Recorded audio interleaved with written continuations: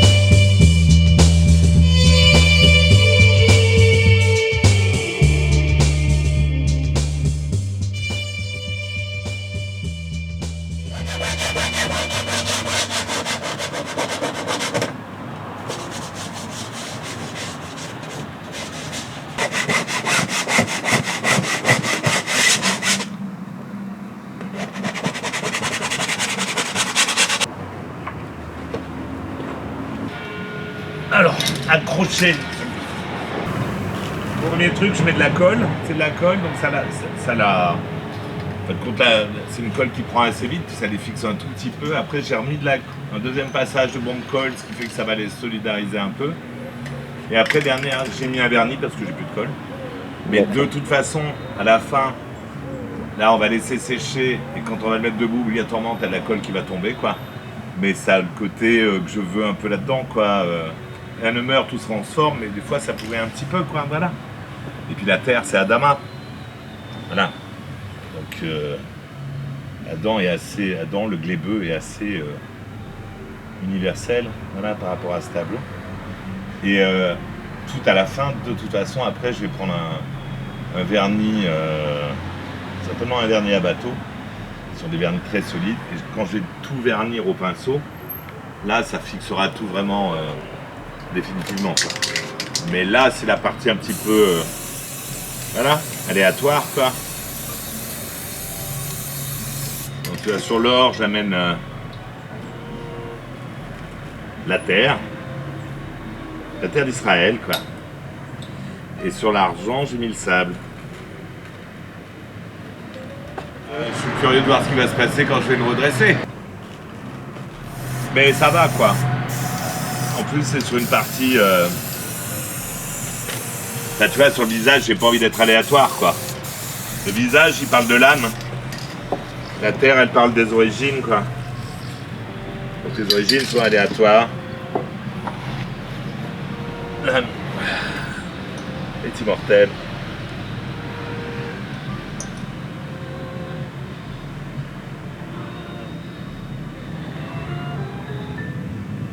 Et les deux se mélangent. Alors, peut-être que ça va le figer un peu. Bah, les gros cailloux, ils vont tomber obligatoirement, tu vois.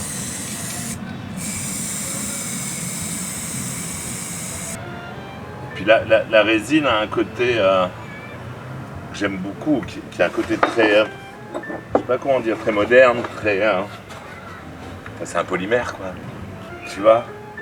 Donc très rock'n'roll, je sais pas comment dire, art contemporain. Et la résine efface la matière souvent, quoi. Donc c'est beau, j'aime ce que ça donne, mais ça va pas être du tout le propos de ce tableau, quoi. Le propos de ce tableau, c'est plutôt un truc qui remonte à la nuit des temps. C'est toujours le même merdier au niveau des hommes depuis la nuit des temps. Qui est capable du meilleur, mais des fois du pire, quoi. Et donc même s'il y a un côté qui tombe du tableau qui sera un peu biodégradable, enfin pas biodégradable, mais c'est biodégradable, quoi. Ça me dérange pas. Ce sera un peu comme l'histoire, ce sera un peu comme une vieille icône qui vieillit, quoi.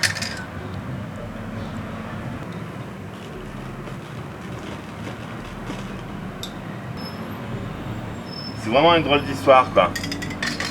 En matière, ça faisait le moment que j'avais pas repeint, et en matière d'émotion, il y a eu le 7 octobre. Et le 8, j'ai eu un besoin, je sais pas, viscéral, c'est ce qu'elle veut dire, vraiment viscéral, quoi. Justement, de répondre à l'animal.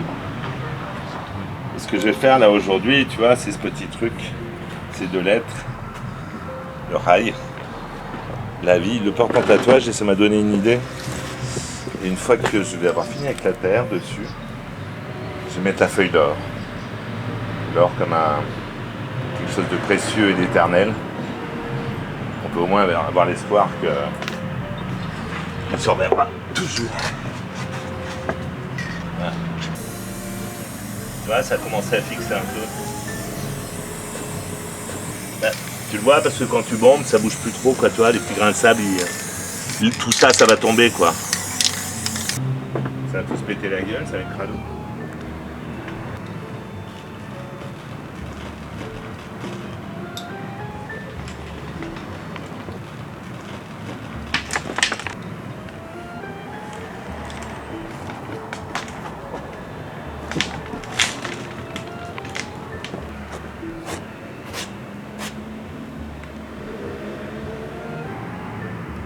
Je pense que demain matin, j'irai chercher du vernis qu'on le vernira au pinceau demain. Allez, on le range.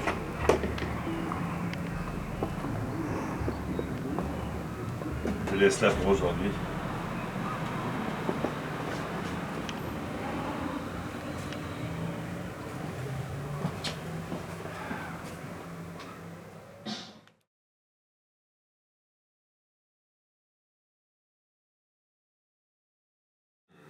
Après, il y a quelque chose sur celui-là, je ne vais pas te dire pourquoi du comment.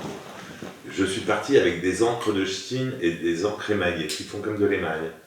Parce que je sais, maintenant il y a l'expérience qu'avec la résine, il donne des effets différents. Enfin voilà, j'étais parti sur cette technique. Et puis à des moments, je me mets des challenges à moi tout seul dans la tête, qui étaient quand même particuliers. C'est que sur chaque tableau, donc dans l'idée de balayer une douzaine de mètres de la peinture, de balayer des techniques différentes.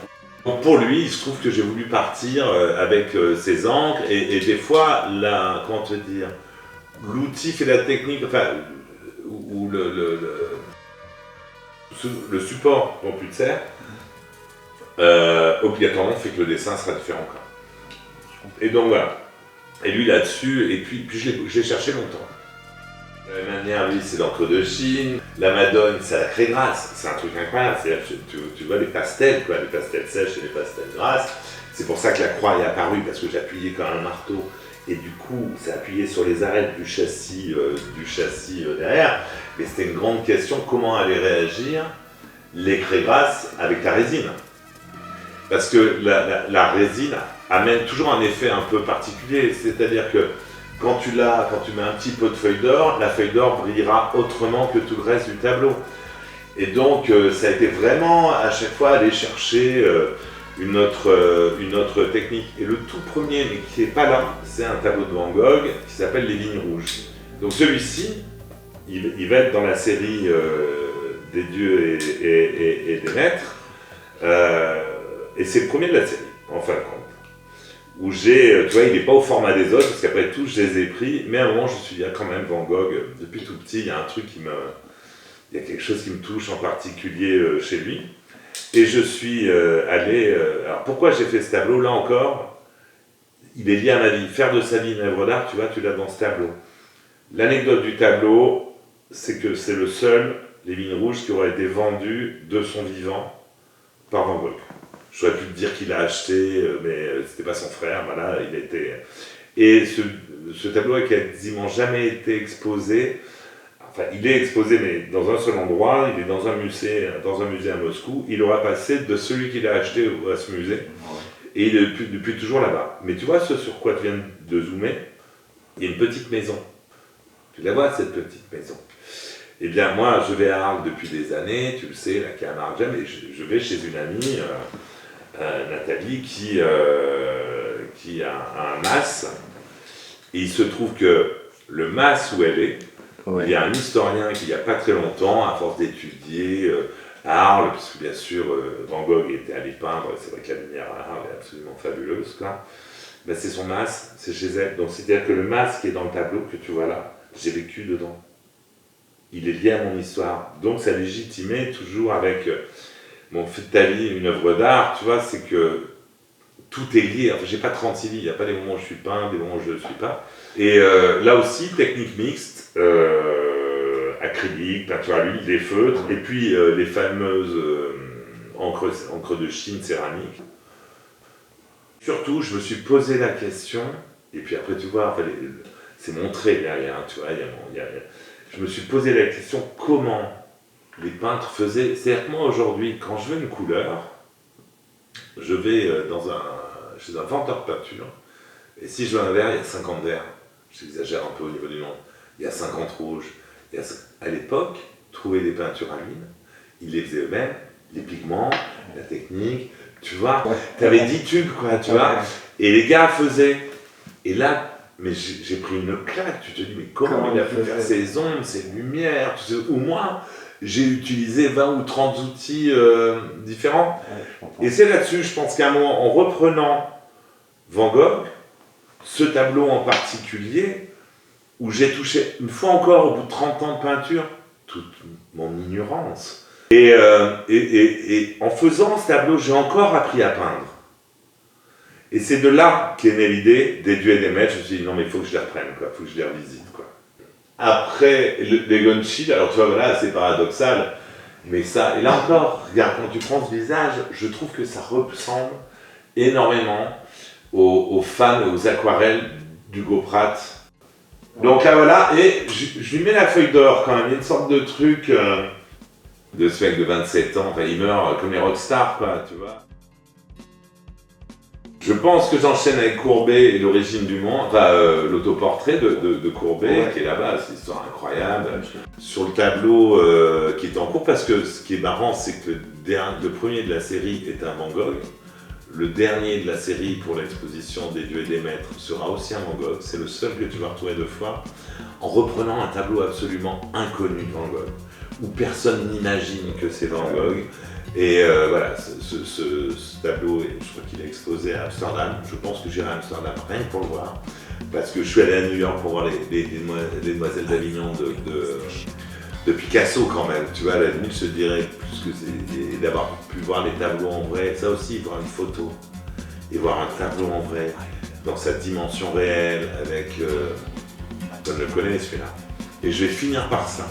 Et il n'est pas dans une période impressionniste sur un plan technique, mais ben voilà, parce que je suis toujours dans une valeur ajoutée, j'ai mélangé cette image, ce tableau dont je m'inspire, avec ces fameux tournesols.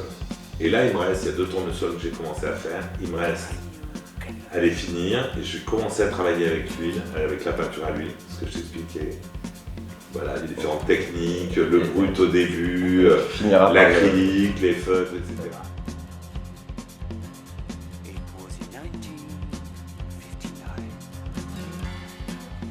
C'est les deux, t'as celui-là et celui à droite, pareil, une nuit. Celui-là, il sera à l'expo. Et l'autre que t'as en dessous avec la casquette, alors les deux se parlent dans la maison. T'as l'autoportrait et t'as le peintre. La différence, c'est la casquette, quoi. Enfin, et les deux, je les ai tapés pareil.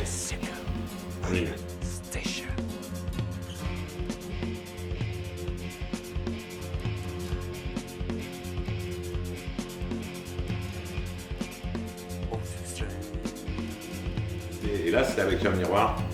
C'était le miroir en face de toi. J'avais je me rappelle parce que je sais très bien que j'avais un atelier qui n'était pas chauffé. C'était pas vraiment un atelier, c'était une sorte de cave que je louais à des voisins, quoi, tu vois. Et donc j'étais là avec mes pulls, c'est la période où j'ai mal aux mains, enfin tu vois, je suis encore avec mes gros pinceaux, quoi, tu vois.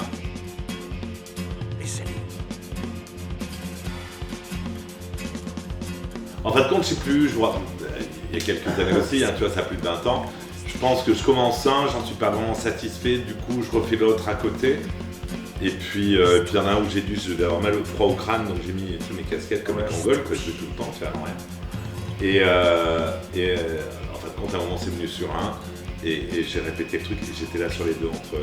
Après, il n'y a que moi et moi sur les différences entre justement le peintre et l'autopeintre.